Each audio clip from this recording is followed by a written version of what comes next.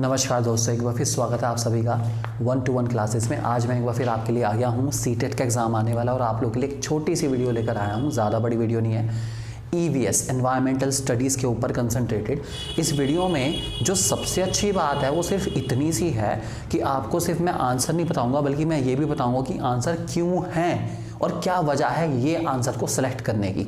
तो दोस्तों शुरू करते हैं। हमारा सबसे पहला क्वेश्चन हमारे सामने आ रहा है। अगर आपने चैनल अब तक सब्सक्राइब नहीं करा तो प्लीज़ जल्दी से चैनल को सब्सक्राइब कर दीजिए। पहला सवाल हमारे सामने आ गया, आपके सामने क्वेश्चन आ चुका है। विच of the following is not obtain from petroleum? इनमें से कौन सी चीज़ पेट्रोलियम से नहीं मिलती? ऑप्शन में आपके पास है डीजल, वैक्स, ग्रीस या कोल। बहुत ही सिंपल सा है। आपको पता है कि जो पेट्रोलियम है दोस्तों वो क्रूड ऑयल से एक्सट्रैक्ट करा जाता है। क्रूड ऑयल लिक्विड होता है, डीजल लिक्विड है, वैक्स भी ऑब्वियसली बात है लिक्विड फॉर्म में आती है हमारे पास, ठीक है, और ग्रीस भी लिक्विड फॉर्म में हो सकती है। लेकिन कोल हार्ड सब्सटेंस है, वो पेट्रोलियम प्रोडक्ट से बिल्कुल नहीं मिलता और कोल का पेट्रोलियम के साथ दूर दूर तक कोई नाता नहीं है। इसलिए इसका सही आंसर रहेगा दोस्तों कोल। दूसरा सवाल, select from the following a set of festival celebrated on the full moon day. इनमें से कौन कौन से ऐसे फेस्टिवल है जो फुल मून डे मतलब पूर्णिमा के दिन आते हैं, आपको ये पहचानना है। चलिए देखते हैं क्या हो सकता है। इसमें सबसे पहला आ गया हमारे पास होली, उसके बाद रक्षाबंधन और गुरु नानक बर्थडे। ये वाला हमारा दोस्तों सही आंसर रहने वाला है। दिवाली आपको पता है बहुत अच्छे से, दिवाली वाला ऑप्शन सबसे पहले मैं कैंसिल करूँगा क्योंकि दिवाली वाले दिन आपको पता है कि अमावस्या होती है तो उसमें मून होता ही नहीं। तो सबसे पहले तो मैं क्या करूँगा, पूरे सेट में से दिवाली जिसमें है उसको सबसे पहले कट करूँगा कि ये तो आंसर बिल्कुल नहीं होंगे। उसके बाद ऑप्शन 2 और 3 रह गए बस। तो होली, महाशिवरात्रि, बुद्ध जयंती या फिर होली, रक्षाबंधन या गुरु नानक बर्थडे। अगर आप ध्यान से सुने, इसमें सिर्फ एक आंसर के बारे में मैं बहुत अच्छे से श्योरिटी दे सकता हूँ कि गुरु नानक बर्थडे के बारे में अगर आप जानते हो तो गुरु नानक बर्थडे हमेशा पूर्णिमा के दिन आता है, दैट इज़ फुल मून वाले डे। और होली, महाशिवरात्रि का तो हम चलिए मान लेते हैं हमें नहीं पता, लेकिन 100% ये शॉर्ट है गुरु नानक बर्थडे हमेशा किस दिन आता है, पूर्णिमा के दिन, that is full moon day पे। तो ऑब्वियसली बात है आंसर नंबर 3 बिल्कुल ठीक रहेगा। इसका मतलब होली, रक्षाबंधन और गुरु नानक बर्थडे ये तीनों के तीनों हमारे फुल मून डे पर सेलिब्रेट होते हैं। Next question, which of the following groups of states have the coast line on Arabian sea? Arabian sea में किस किस स्टेट की कोस्ट लाइन या टच करता है आपको बताना है। अरेबियन सी मतलब बेसिकली इनमें से कौन कौन स्टेट को टच करती है आपको बताना है। अरेबियन सी हमारे दोस्तों इंडिया के मैप पर आपको लेफ्ट हैंड साइड पर मिलेगी, जबकि राइट हैंड साइड पर आपको मिलेगा बे ऑफ बंगाल, ठीक है। तो मैं आपको बता देता हूँ कौन कौन से ऐसे स्टेट्स होते हैं जो अरेबियन सी पे टच करते हैं। उनमें से है गुजरात, उसके बाद महाराष्ट्र, उसके बाद गोवा, उसके बाद हमारे पास कर्नाटका और केरला। ये सारे स्टेट्स हुए हैं जो आपकी अरेबियन सी को टच करते हैं। जबकि बे ऑफ बंगाल हमारा दूसरी साइड है, उस तरफ टच करके निकलते हैं दोस्तों हमारे पास आंध्र प्रदेश, बे ऑफ बंगाल तो ही ऑब्वियसली बात है, वेस्ट बंगाल, आंध्र प्रदेश है, तमिलनाडु है, ओडिशा है, वो सारे हमारे बे ऑफ बंगाल में जाते हैं। तो आपको पहचानना है इनमें से कौन कौन से है जो अरेबियन सी पे है, अरेबियन सी। अब आंसर देखने का तरीका देख लीजिए। इनमें से एक ऑप्शन में वेस्ट बंगाल का जिक्र है। वेस्ट बंगाल कहाँ से आ गया अरेबियन सी में? दूर दूर तक नहीं है। सबसे पहले वेस्ट बंगाल काटूंगा, काट दिया। उसके बाद तमिलनाडु, आंध्र प्रदेश, कर्नाटका वाला एक ऑप्शन है हमारे पास। इसमें भी आपको पता है कि तमिलनाडु हमारा बे ऑफ बंगाल की तरफ है, उसको भी काट दिया हमने। आंध्र प्रदेश, तेलंगाना, ओडिशा भी बे ऑफ बंगाल की तरफ, वो भी काट दिया। तो जो आपको पता है कि हाँ ये तो बे ऑफ बंगाल को टच करते ही करते हैं, अगर वो ऑप्शन में है तो वो तो सबसे पहले कटेंगे। उसके बाद सही ऑप्शन हमारे पास मैंने आपको बताया कि इसमें है कर्नाटका, केरला और Gujarat, that is option number 1। तो अब गुजरात, तो ऑब्वियसली बात आपको याद है कि जो ऑप्शन ठीक होगा उसमें गुजरात है, तो डेफिनेटली इसके ऊपर आप ध्यान दे सकते हैं क्योंकि गुजरात हमारा अरेबियन सी को टच करता ही करता है, ये आपको ध्यान रख के चलना है। बहुत अच्छा क्वेश्चन था वाला। अगला, where is Jharkhand located on the map of our country? Jharkhand कहाँ पर है? अगर आप ध्यान से देख के चलें और आप इंडियन मैप को माइंड में सेट करके चलें, आपके सामने यहाँ पे इंडियन मैप आ भी रहा है, तो आप ध्यान से देखेंगे कि झारखंड जो है उत्तर प्रदेश के वेस्ट में तो बिल्कुल भी नहीं है। उत्तर प्रदेश के वेस्ट में झारखंड बिल्कुल भी नहीं है। उत्तर प्रदेश के वेस्ट में तो आपको दिल्ली और पंजाब ये सारी कंट्री मतलब स्टेट मिल जाएंगे आपको, लेकिन झारखंड तो बिल्कुल नहीं है, नीचे की तरफ आता है उत्तर प्रदेश से। उसके बाद ईस्ट ऑफ वेस्ट बंगाल, अगर आप वेस्ट बंगाल की तरफ देखे चलें अपना, तो वेस्ट बंगाल के ईस्ट में तो समुद्र आ जाएगा, वहाँ पे तो नहीं हो सकता।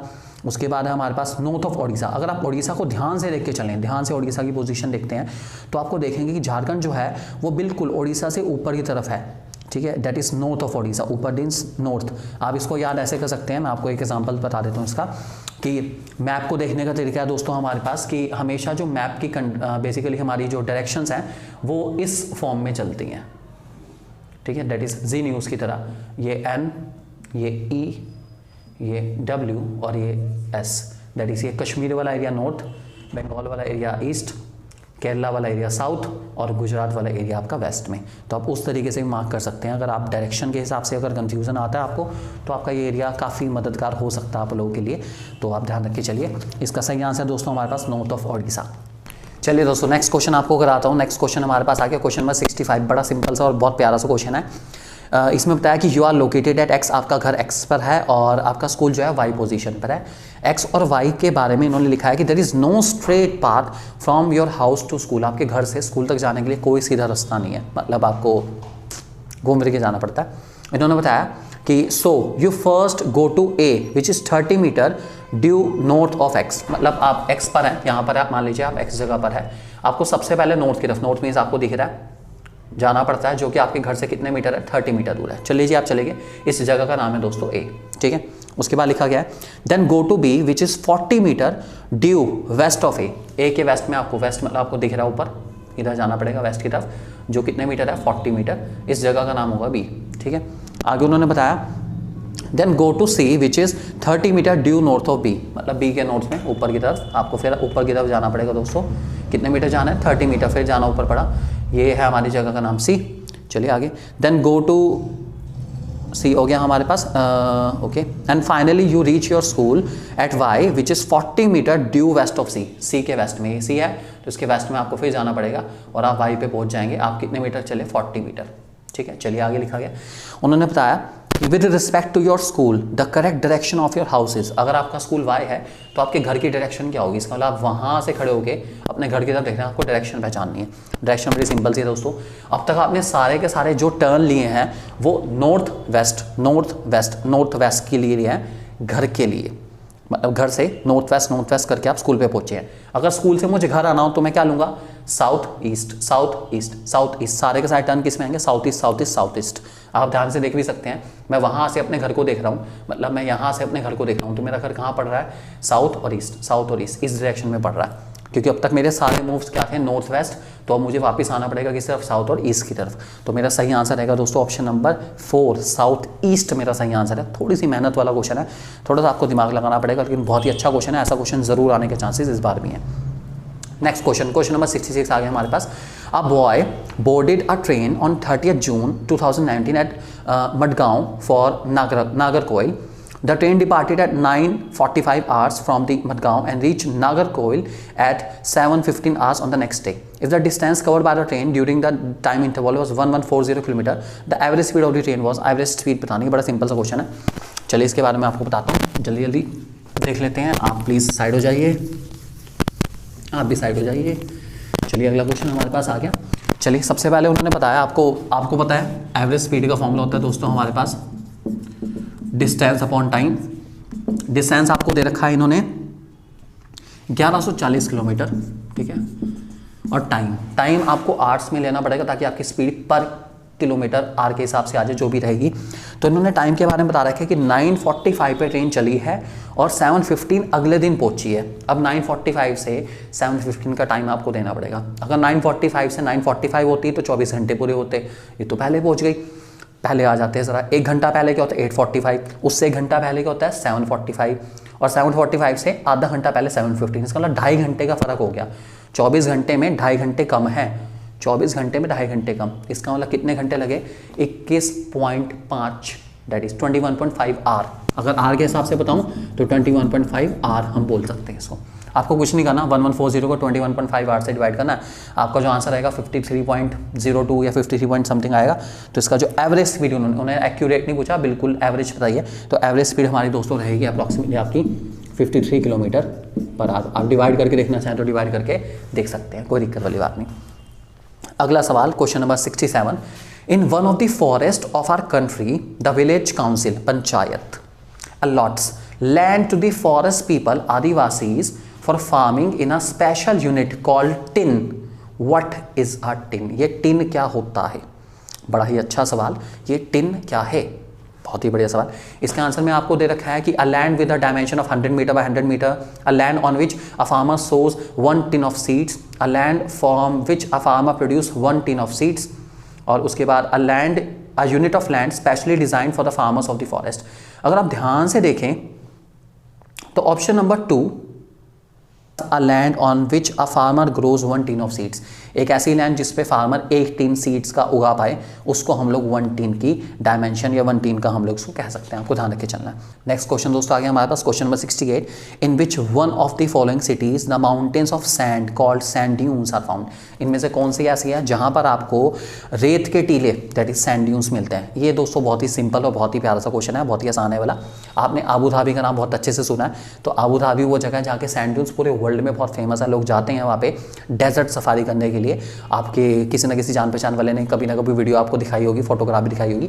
तो वहाँ के सैंड ड्यून्स पूरे वर्ल्ड में बहुत फेमस है। तो इसका सही आंसर रहेगा दोस्तों आबू धाबी। बाकी सोचने की जरूरत भी नहीं है, it's Abu Dhabi. Next question, question number 69 आ गया हमारे पास। थोड़ा सा 69 वाले जो हमारे क्वेश्चन होते हैं दोस्तों, इनमें आपको थोड़ा सा सोचना पड़ता है। कैसे सोचना है वो आपको बताता हूँ।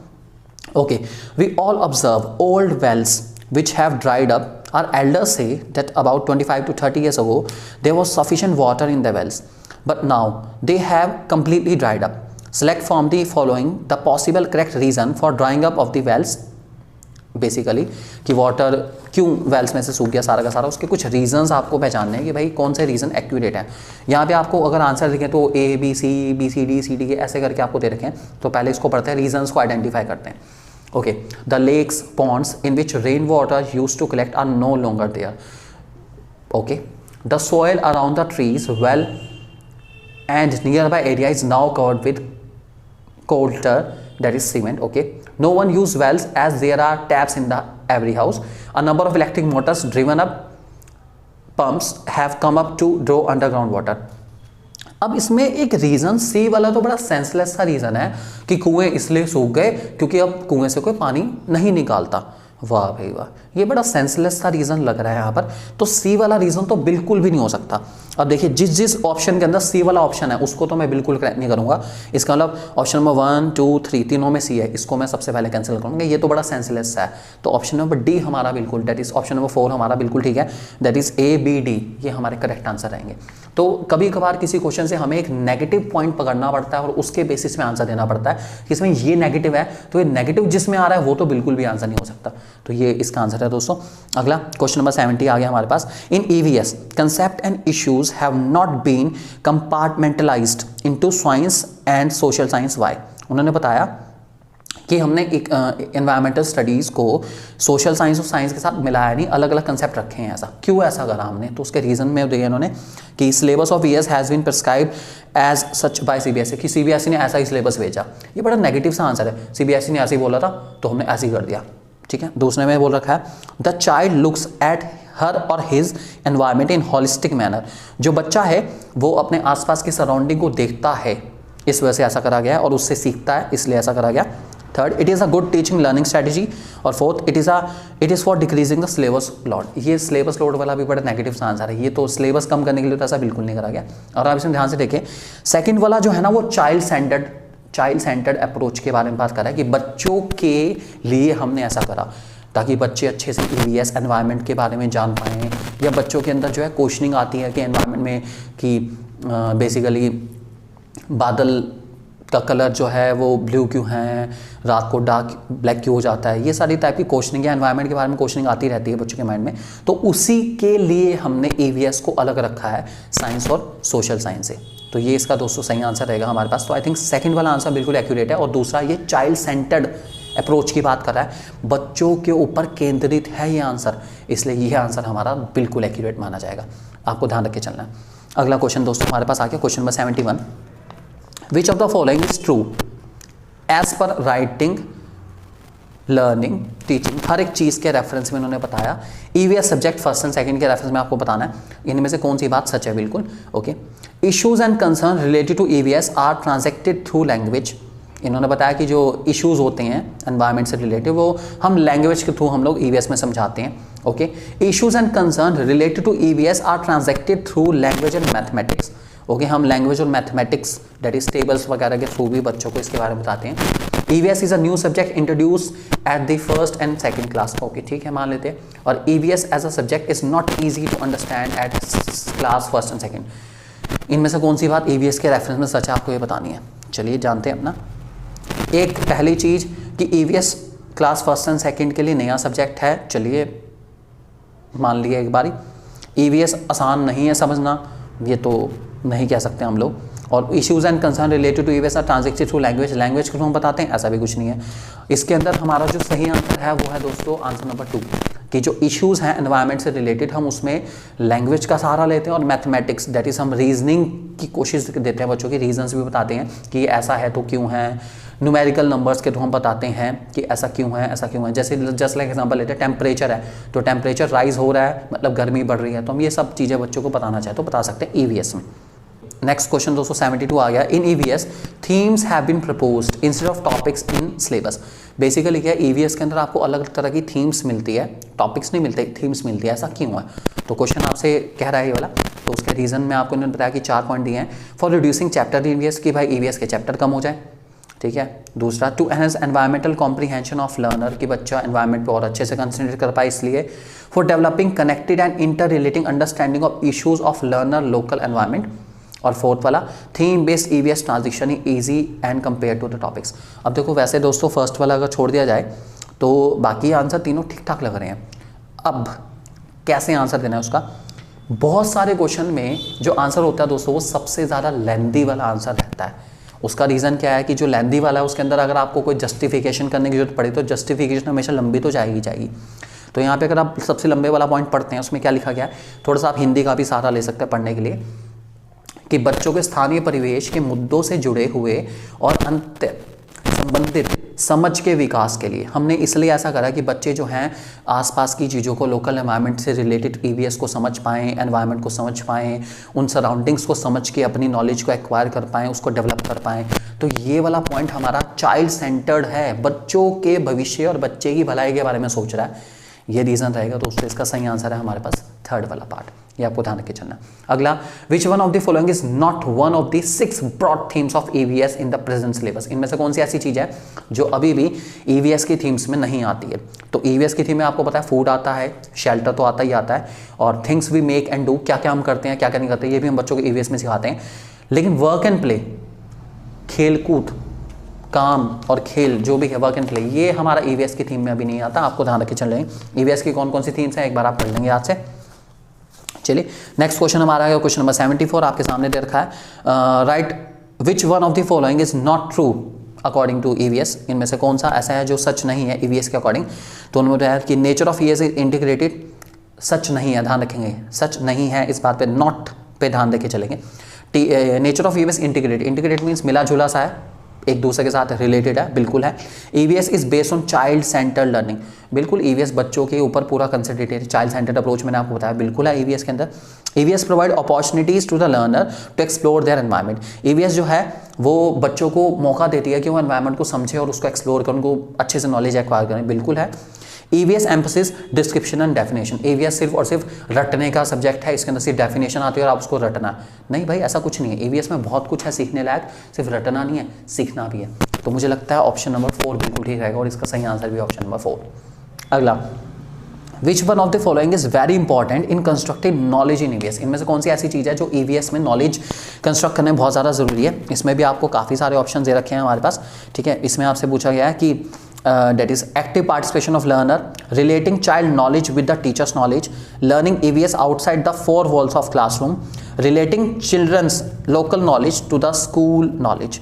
अब अगर आप ध्यान से देखें इसके अंदर क्या क्या आपको इनमें से पॉइंट पॉजिटिव नज़र आ रहे हैं। सबसे ज़्यादा पॉजिटिव पॉइंट जो मुझे नज़र आया वो रहा सी वाला, that is learning EVS outside the 4 walls of classroom. इसका मतलब है बच्चों को क्लास के बाहर भी सिखाना। आपको पता है कि जब बच्चों को हम क्लास से बाहर लेके जाएंगे तो बच्चे सीखेंगे कि ये फ्लावर है तो ये फूल खिलता क्यों है, क्या इसके पीछे रीज़न है, ये फूल है, ये पत्तियां हैं, ये तितली, हर एक चीज़ के बारे में जानेंगे, क्वेश्चनिंग करेंगे और उन क्वेश्चनिंग के बारे में बच्चों को बताना ही ईवीएस में सिखाया जाता है। मेनली एनवायरमेंटल स्टडीज़ आप लोग बहुत अच्छे से जानते हैं। तो उसमें सबसे पॉजिटिव पॉइंट है ऑप्शन नंबर सी। आपके ऑप्शन में सिर्फ एक ही ऐसा पॉइंट है जिसके अंदर ऑप्शन नंबर सी का जिक्र है। मेरी तरफ से आंसर सिर्फ वही हो सकता है जिसमें ऑप्शन नंबर सी होगा और वो एक ही है, दैट इज फर्स्ट वाला। तो आंसर रहेगा सिर्फ सी वाला, बाकी कोई नहीं रह सकता। तो ये वो वाला पॉइंट, फर्स्ट वाला पॉइंट जिसके अंदर सी वाला ऑप्शन भी दे रखा है, that is A C D, बिल्कुल एक्यूरेट है। मुझे फर्क नहीं पड़ता ए में क्या रखा है, डी में क्या रखा है, मुझे नहीं पढ़ना, लेकिन जिसमें सी होगा मैं तो उसी को मानूंगा। तो उसके अकॉर्डिंग जो जो ठीक है हमने उसको मार्क कर लिया। दैट इज फर्स्ट वाला ऑप्शन हमारा बिल्कुल एक्यूरेट है। अगला, the most effective strategy to engage learner in EVS is, सबसे अच्छी स्ट्रैटेजी जो लर्नर है बच्चे उनको कैसे हम ईवीएस सिखा सकते हैं। तो उन्होंने बताया नैरेटिव स्ट्रैटेजी है, रीडिंग ऑफ टेक्स्ट बुक है, एक्सप्लेनेशन बाय टीचर है, क्लासरूम डेमोस्ट्रेशन है। नैरेटिव मीन्स आप किससे कहानियां सुनाएं बच्चों को, आप किताब को पढ़ दीजिए, दैट इज टेक्स्ट बुक को पढ़ लीजिए, टीचर एक्सप्लेन करते या क्लासरूम में कुछ डेमोस्ट्रेट करते दिखा दे अपना, ठीक है। देखिए इनमें सबसे अच्छी बात है कि बच्चे जो है ना किसी भी चीज़ को सीखने से पहले उसके बारे में किस्से कहानियाँ, छोटे बच्चे हैं उन्हें किस्से कहानियाँ बहुत पसंद है, उन्हें नरेशंस बहुत पसंद है। कोई भी चीज़ इंट्रोड्यूस करने से पहले, दिखाने से पहले उसके बारे में किस्से कहानियाँ, कल्पना शक्ति बच्चों की बहुत तेज होती है। तो इमेजिनेशन पावर को देखते हुए हमें उन्हें किस्से कहानियाँ सुनानी पड़ती है ताकि वो उस चीज़ के बारे में सोचना शुरू कर दें और उसके बाद उसको हम एक्यूरेटली प्रेजेंट करेंगे तो बच्चों का जो है एक्सप्रेशन देखने लायक होगा। तो किस्से कहानियाँ बहुत ज़रूरी है छोटे बच्चों के लिए और ईवीएस में किस्से कहानियाँ सबसे पहले सुनाई जाती है। अगला क्वेश्चन देखे चलते हैं। क्वेश्चन नंबर 200 आ गया हमारे पास, 77 आ गया। Children should be encourage to tap sources other than text book and teacher in EVS. मतलब बेसिकली क्या है कि चिल्ड्रन को जो है कोशिश करनी चाहिए कि वो टेक्स्ट बुक और टीचर के अलावा भी ईवीएस में और सोर्सेज के बारे में ढूंढे। ऐसा क्यों है? मतलब वो learning outside the four walls of a room, क्या ऐसा करा जाता है, ये क्यों ऐसा करा जाता है, ये पूछना चाह रहे हैं नॉर्मली आपसे। टेक्स्ट बुक एंड, इसके ऑप्शन है आपके पास, text book and teacher are not the only source of EVS learning. Okay ठीक है, मान लेते हैं। तो बिल्कुल ठीक है कि भाई टेक्स्ट बुक से, बुक्स से ही लर्निंग होगी सारी की सारी, ऐसा जरूरी नहीं है। इसका मतलब ऑप्शन नंबर ए तो बिल्कुल ठीक है, बहुत अच्छा लिखा है, ऑप्शन नंबर ए बिल्कुल एक्यूरेट है, ठीक है। Okay, it will be promote to involvement of parents and communities, इससे जो है पेरेंट्स और कम्युनिटीज़ का इन्वॉल्वमेंट भी हो जाएगा। हाँ ठीक है, अच्छी बात है, पेरेंट्स वगैरह भी इंटरेक्ट करेंगे बच्चों के साथ और उनके बाद लर्निंग को प्रमोट करेंगे तो बहुत अच्छी बात है। इसके बाद आता है हमारे पास option number C, it will provide opportunity to teacher to know the child's background, इससे जो है टीचर को पता चल जाएगा चाइल्ड का बैकग्राउंड क्या है, बच्चा कितना सीखने की क्षमता रखता है, बच्चा कितना क्यूरियस है सीखने के लिए, इससे पता चल जाता है। अगर वो क्लासरूम के बाहर भी ईवीएस को ढूंढता है, एनवायरनमेंट को स्टडी करना चाहता है और उसके बारे में क्वेश्चनिंग करता है, तो इसका मतलब बच्चे के बैकग्राउंड के बारे में चल रहा है, बच्चा बहुत अटेंटिव है और सुनना चाहता है या टीचर से पूछना चाहता है अलग अलग क्वेश्चंस के बारे में। और it will develop psychomotor skills and aesthetic sense of children, इससे जो है बच्चा कह सकते हैं कि उसकी इमेजिनेशन पावर पता चल जाएगी। ये सब चीज़ें हैं हमारे पास इसके अंदर।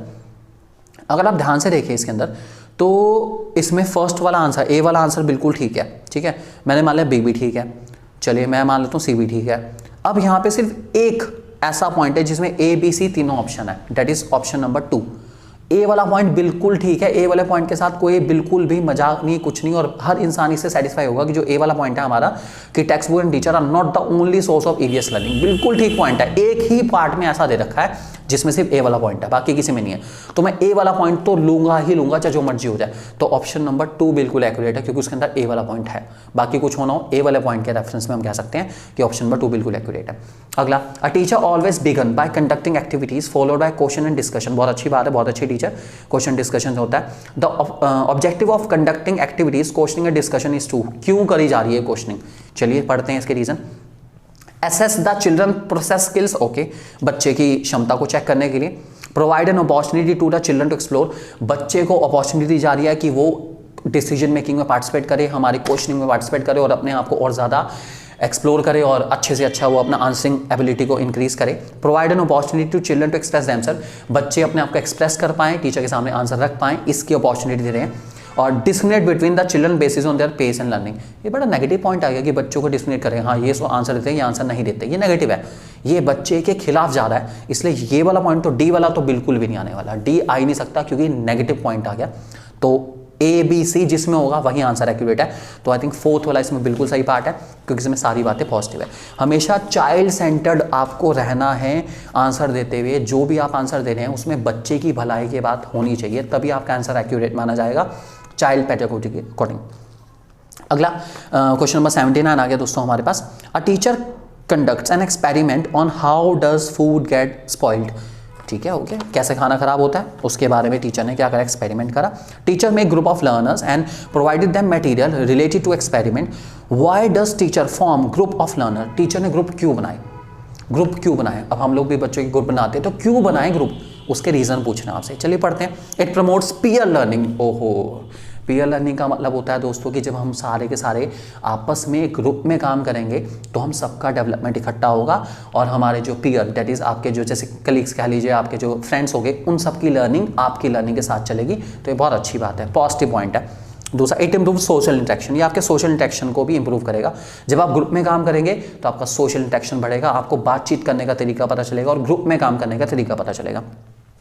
Group learning is an effective way of learning EVS without burden. ये कहना चाह रहे हैं कि भाई ग्रुप लर्निंग से टीचर को बर्डन नहीं रहता, ग्रुप में काम करा दिया, अपने आप बच्चे सीखते रहेंगे। ये पॉइंट थोड़ा नेगेटिव जा रहा है कि ईवीएस में तो ऐसे ही होता है, ग्रुप बना दो, बच्चे अपने आप सीख लेंगे, बर्डन खत्म हो गया टीचर का। ओके, और group learning is an essential strategy to maintain discipline in the class. Group learning से जो है डिसिप्लिन होता है।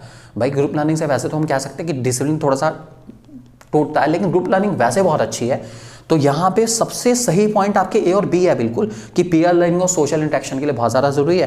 तो आई थिंक या इसका सही आंसर होना चाहिए दोस्तों, जिस वाले पार्ट में ए और बी है वो बिल्कुल एक्यूरेट है, तो ऑप्शन नंबर 1 बिल्कुल एक्यूरेट माना जाएगा, आपको ध्यान रख के चलना है। अगला, विच of the following should not be the indicator for assessment in EVS. इनमें से कौन सा ईवीएस में एक बच्चे की क्षमता को परखने का मापदंड नहीं होना चाहिए। मतलब आप ऐसा क्या है इसके अंदर है कि जिसके बेसिस पर आप बच्चे को डिस्क्रिमिनेट या जज नहीं कर सकते। क्या क्या चीज़ें हैं बेसिकली, सबसे पहले concern for justice and equality. ये तो बिल्कुल ठीक है कि अगर बच्चा जस्टिस इक्वालिटी है तो ठीक है, इसके बेसिस पर हम जज कर सकते हैं। कॉपरेशन, बच्चा कैसे एक दूसरे के साथ कॉपरेट करके चलता है, कर सकते हैं। रिमेंबरिंग और क्वेश्चनिंग, क्वेश्चनिंग में जो टीचर क्वेश्चन पूछ रहा है या बच्चा जो सवाल पूछता है उसके बेसिस पे तो ना कहूँगा। अगर बच्चा सवाल नहीं पूछता है तो मैं कहूँगा बच्चा बहुत होशियार है, ऐसा नहीं हो सकता। इसमें क्या रिमेंबरिंग, रिमेंबरिंग मीन्स रट्टाफिकेशन, वो कह रहे हैं रटने की क्षमता, याद करने की क्षमता। अगर बच्चे बहुत अच्छी करे उसकी ईवीएस बहुत अच्छे जाती है। ये नेगेटिव पॉइंट है, क्योंकि स्क्रैमिंग कह लीजिए या लर्न करना, हर चीज़ को बार बार रटना, ये अच्छी फैक्टर नहीं माना जाता। उसको समझना है, याद नहीं करना, ये आपको ध्यान रख के चलना है। अगला, in EVS teacher should provide opportunities to the children to assess themselves. Self assessment is, क्या होता है सेल्फ असेसमेंट, आप लोग जानते हैं बहुत अच्छे से। सेल्फ असेसमेंट क्या होता है, ऑप्शन में आता है दोस्तों हमारे पास CC, assessment as learning, assessment of learning, assessment for learning. अब असेसमेंट एज, फॉर, ऑफ, ये सब दे रखा है। अगर हिंदी में इसको ध्यान से पढ़ा जाए तो मजा आएगा पढ़ने में। लिखा गया है कि सीसी पहला ऑप्शन है, सीखने के समान आकलन, सीखने का आकलन या सीखने के लिए आकलन। अब ईवीएस के लिए एक सबसे अच्छी बात है कि जो सेल्फ असेसमेंट है, इसका मतलब है कि सेल्फ असेसमेंट का मतलब है कि सब लोग बराबर सीखें। ये हमारा बहुत ही इंपॉर्टेंट ऑब्जेक्टिव है इंक्लूसिव एजुकेशन का, कि सब लोग, चाहे वो कोई भी इंसान हो, वो स्पेशल चिल्ड्रन है या नॉर्मल चिल्ड्रन है, सबको बराबर सीखने का अधिकार है। तो that is assessment as learning इसका सही आंसर रहेगा, जिसको हम कह सकते हैं सीखने का समान आकलन, सब बराबर से सीख पाएं, ये हमारे इसका करेक्ट आंसर माना जाएगा। अगला, which technique is used in the rating scale. Rating scale बताइए आपको, रेटिंग स्केल में कौन सी टेक्निक यूज करी जाती है। रिटन क्वेश्चन, रेटिंग स्केल में क्वेश्चन का कोई यूज़ नहीं होता दोस्तों। उसके बाद ऑब्जर्वेशंस हैं, चेकलिस्ट है, असाइनमेंट। चेकलिस्ट भी ऑब्वियस, चेकलिस्ट आपको पता है कि ये आ गया, ये भी नहीं हो सकता, असाइनमेंट भी नहीं हो सकती। ऑब्जर्वेशन सबसे सही है। रेटिंग स्केल में हम ऑब्जर्वेशंस लेते हैं कि किसकी रेटिंग कितनी कितनी, और उसको हम नोट करते हैं ऑब्जर्वेशन। तो ऑब्जर्वेशन इसका सही आंसर रहेगा। विच of the following is not the objective of teaching EVS. इनमें से कौन सा ईवीएस पढ़ाने का ऑब्जेक्टिव नहीं है। बहुत ही बढ़िया क्वेश्चन है, क्यों हम ईवीएस नहीं पढ़ाते, उसको ऑब्जेक्टिव पढ़ाना है, क्यों, ऐसा क्या है, रीजन बताते हैं कि इनमें से कौन सा ईवीएस पढ़ाने का ऑब्जेक्टिव नहीं है। Okay, to nurture the curiosity and creativity of child. भाई बच्चे की क्रिएटिविटी और क्यूरियोसिटी को बढ़ाना, ये तो ईवीएस का ऑब्जेक्टिव है, ये तो ईवीएस ज़रूर करता है। बच्चों की क्वेश्चनिंग के आंसर देने, उनकी जो थिंकिंग एबिलिटी है उसको प्रमोट करना, ये ईवीएस का ऑब्जेक्टिव है। दूसरा, to develop an awareness about environmental issue. बिल्कुल है, ये तो 100% है। एनवायरमेंटल इशू के बारे में बताना ईवीएस का मेन ऑब्जेक्टिव में से एक है। To engage the child in exploratory and hand on activities, that is जो भी बच्चे अपने हाथ से कार्य करेगा, जो भी काम अपने मतलब हैंड रिटन काम करेगा या जो सीखते सीखते काम करेगा, उसको प्रमोट करना। To encourage child to provide text book definition, बच्चों को डेफिनेशंस देना ईवीएस का ऑब्जेक्टिव, कि बेटा लिखो, मैं बोल रहा हूँ तुम लिखो, ये ऑब्जेक्टिव। ये ऑब्जेक्टिव तो किसी सब्जेक्ट का भी नहीं हो सकता कि हम आपको बोल रहे हैं, अब मैथ्स में हम बोलते हैं आपको सॉल्यूशन लिखवा रहे हैं, आप लिखो और हो गया काम। ये ऑब्जेक्टिव नहीं हो सकता किसी भी सब्जेक्ट का, ये तो ऑब्जेक्टिव बिल्कुल भी नहीं हो सकता है, बड़ा नेगेटिव पॉइंट है। तो यही पॉइंट है ईवीएस का, ये ऑब्जेक्टिव बिल्कुल नहीं हो सकता। ऑप्शन नंबर 4 बिल्कुल सही आंसर रहेगा इसका, ऑप्शन नंबर 4 इसका ऑब्जेक्टिव नहीं हो सकता। अगला क्वेश्चन नंबर 84 आ गया हमारे पास। Picture reading is an important activity in EVS, which of the following indicator of learner can be assess through picture reading. Picture reading से बच्चे की किस चीज़ को हम चेक कर सकते हैं, किस चीज़ का आकलन कर सकते हैं बच्चे की, किस चीज़ को हम बच्चे की नॉलेज का या किस चीज़ का आकलन या चेकिंग कर सकते हैं किस चीज़ की। ऑप्शन में आपके साथ बहुत सारे ऑप्शन है, observation and recording, expression, analysis, experimentation.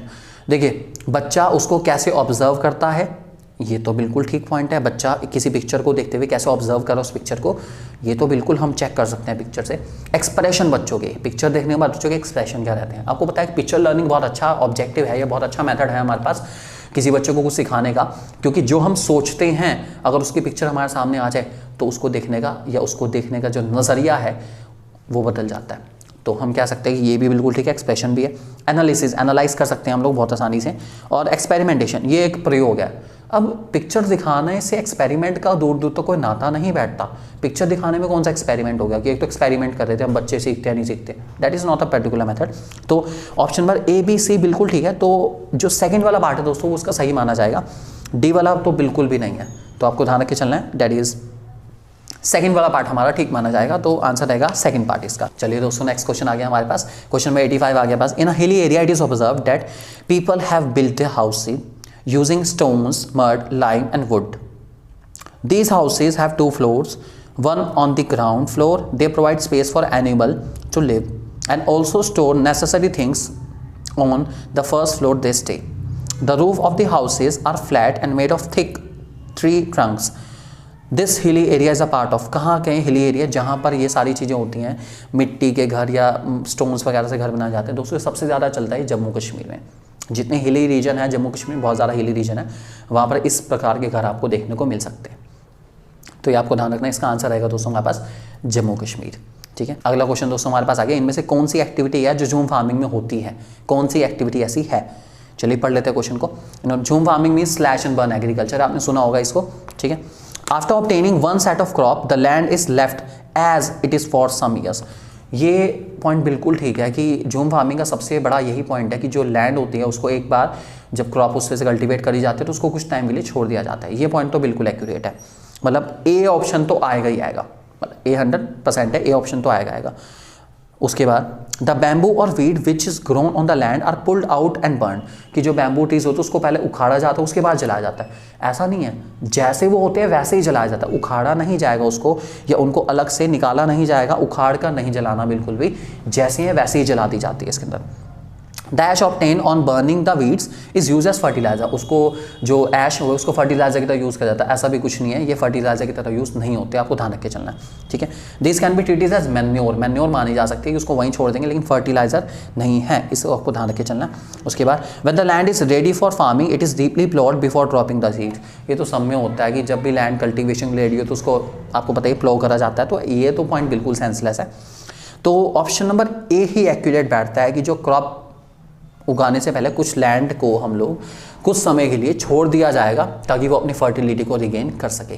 तो ऑप्शन नंबर ए एक्यूरेट माना जाएगा दोस्तों इसके अंदर। अगला क्वेश्चन नंबर 87 आ गया हमारे पास दोस्तों, जिसका नाम है कि बॉइल्ड टोपिका विद एनी करी made using coconut is preferred food of the people of, basically coconut के ऊपर क्वेश्चन है। आप देखिए कोकोनट से रिलेटेड क्वेश्चन बड़ा सिंपल सा है। वेस्ट बंगाल में कोकोनट का कोई यूज़ नहीं है, बिहार में कोकोनट का यूज़ नहीं है, तमिलनाडु और केरल ये 2 राज्य ऐसे हैं जिनमें कोकोनट का यूज़ होता है और यहाँ बहुत अच्छी खासी क्वांटिटी में उगते भी हैं। तमिलनाडु में कोकोनट की चटनी फेमस है, लेकिन करी करी करी करी करी केरल में बनती है। तो करी वाली जितनी भी चीज़ें हैं वो आपको सिर्फ और सिर्फ कहाँ मिलेगी, केरल में मिलेगी, दैट इज़ केरला में मिलेगी। तो इसका सही आंसर रहेगा तो हमारा option number 1 that is Kerala. Okay, next question 88 आ गया हमारे पास। It is believe that the animals that awake at night can see objects only in, ऐसे जानवर या मैं आपको खास बताना चाहूँगा ऐसे कुछ बर्ड्स भी हैं जो रात को जागते हैं, उन्हें हमेशा आप ध्यान रख के चलेंगे ब्लैक एंड वाइट विजन में ही दिखता है, वो कलर नहीं देख सकते। एनिमल्स भी हैं जो रात को जागते हैं, उन्हें सिर्फ और सिर्फ ब्लैक एंड वाइट विजन मिलता है रात का, कलर्ड विजन नहीं मिल सकता। या आप ध्यान सकते हैं जैसे हमारे जो CCTV कैमराज होते हैं वो भी नाइट विजन में आती ब्लैक एंड वाइट हो जाते हैं, सेम इनके साथ भी है, एनिमल्स के साथ भी ऐसा ही है, उन्हें हमेशा सिर्फ ब्लैक एंड वाइट मिलता है। तो ऑप्शन नंबर 4 एक्यूरेट है।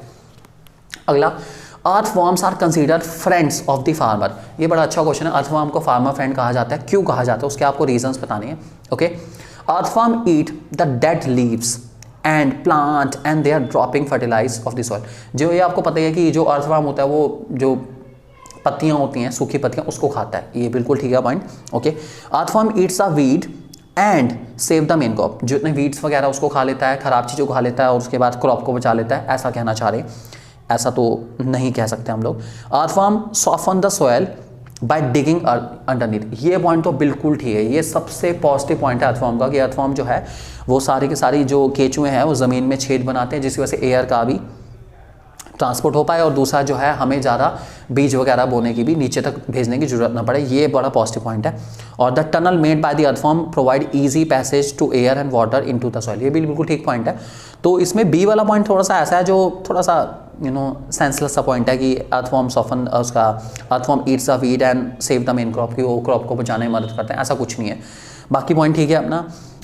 पानी और हवा के लिए जगह बनाते हैं, बिल्कुल ठीक है। सॉइल को सॉफ्ट कर देते हैं, बिल्कुल ठीक है। और उसके बाद डेड एंड डिकेइंग्स को जो भी है लीव्स को खाने की कोशिश करते हैं, ये भी ठीक है अपना।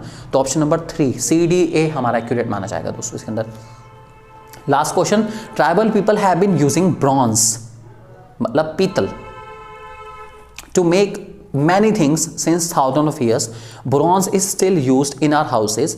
Select from the following the most correct statement about bronze. Bronze के बारे में सबसे सही स्टेटमेंट बताना है। It is an element like aluminium, copper. It is a mixture of copper and brass. It is a mixture of copper, zinc and aluminium. या it is a mixture of copper and tin. ये सबको पता है दोस्तों कि जो हमारे पास पीतल होता है, that is जिसको हम क्या के चलते हैं ब्रॉन्ज, वो कॉपर और टिन का मिक्सचर होता है। ये आपको ध्यान रख के चलना है। कॉपर और टिन का मिक्सचर को हम कहते हैं ब्रॉन्ज, ये आपको ध्यान रखना है। उसके अलावा कुछ और मिक्सचर के यहाँ पे डिटेल आपके सामने आ रही है, आप उनको पढ़ सकते हैं, याद करना चाहिए, याद भी कर सकते हैं। ये थी दोस्तों हमारी एक छोटी सी कोशिश आपके सामने EVS के कुछ अच्छे और इंपॉर्टेंट क्वेश्चंस लाने की। उम्मीद करता हूँ कि आप लोगों को अच्छा लगा होगा। अगर आपको वीडियो अच्छी लगी तो प्लीज़ लाइक करना और चैनल को सब्सक्राइब करना बिल्कुल मत भूलिएगा और शेयर करिए ज़्यादा से ज़्यादा वीडियो को। Thank you very much.